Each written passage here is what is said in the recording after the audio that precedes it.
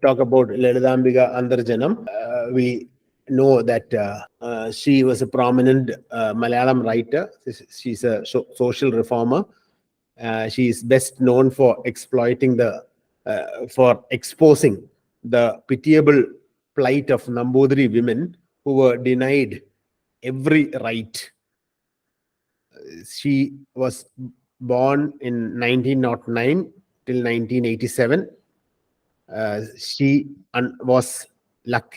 was fortunate to have exceptionally enlightened parents who allowed her much freedom as they could within the confines of the extended family. So those days you had what you call the extended family, and she luckily was the daughter of parents who were a little bit modern. So because of that, she was able to educate. The parents had educated her, but most of the Nambudiri women were not educated. Now her father, the name of her father was Kota Vattathu Damodaran Poti, and her mother was Nangaya Antharjanam. Father was Kota Vattathu Damodaran Poti, and her mother was Nangaya Antharjanam. Her father was a poet who was deeply involved in social reform movements, and her mother was the daughter of Subramaniam Poti, a well-known poet. So they sent her to a temple school, which was unthinkable in those days. And Lalithambika grew up in an atmosphere of nationalist movement and the uprisings against social evils like untouchability and gender discrimination. All these had a tremendous impact on her and shaped her literary sensibility. So, 1909 to, in between 1947, she grew up in that what you call the nationalist movements, when most of the Indians were trying to liberate themselves from the clutches of the British. So Gandhiji was in the forefront. There were so many other leaders also. So she was also attracted, or she was also she liked those nationalist movements.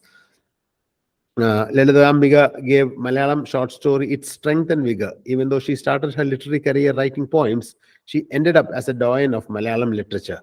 For her, literature is a powerful weapon to expose the injustices existing in society. Some of her major themes are the plight of Antharjanams, the freedom struggle, and the dilemmas of a woman writer. So those days, women were also not allowed to write much, and the freedom struggle was going on, and the Antharjanams, the high caste societies were also the women especially were not given education and so many things. So these were the points that Lalithambika Antharjanam wrote about. And this particular lesson, Daughter of Humanity, is one such lesson wherein she explores and exposes the plight of Nambudiri women in those days. Though not a Marxist herself, Lalithambika supported the progressive movement in Malayalam literature, and her published over consists of 9 volumes of short stories, and out of which a novel Agnisakshi won the Sahitya Academy Award and the Kerala Sahitya Academy Award. So she's also an award winner. And this particular story, Manushya-Putri, or Daughter of Humanity, was published in an anthology of translations of Lalithambika stories. And here, actually, it was written after the communist government had enacted the land reforms in 1959, which effectively put an end to the Janmi system in the state. Though the reforms emancipated thousands from bonded labor, it had some unexpected and unnoticed outcomes like the ones which formed the theme of the story. In the story, she raises the difficult question of what would happen to the women in the Nambudiri households that were breaking up. A woman from the Nambudiri household, Kunyatholamma, visits a minister with a small prayer. It was a moment of startling realization for him. Manushya-Putri was translated into English as Daughter of Humanity by Geeta Krishnankuti. So before we go to the story, we need to know a little bit about the Janmi system. Now, this particular term, Janmi, is a term used to refer to the landed aristocracy of Kerala. They form during the medieval times. So this particular thing, we find in this ancient Kerala history, we find that the Nambudris were the landowners, what you call the Janmi of most lands. The lands being leased out to the next higher caste for sharecropping, and these in turn would be further leased out to the lower on the caste hierarchy and non-Hindus. The lowest caste, of course, were only the laborers and were traded along with the land. In such a rigid hierarchy, all-powerful Nambudris were the unquestioned rulers. So you see, the Nambudris were the unquestioned rulers of those days. But the Nambudri women were quite suppressed, and it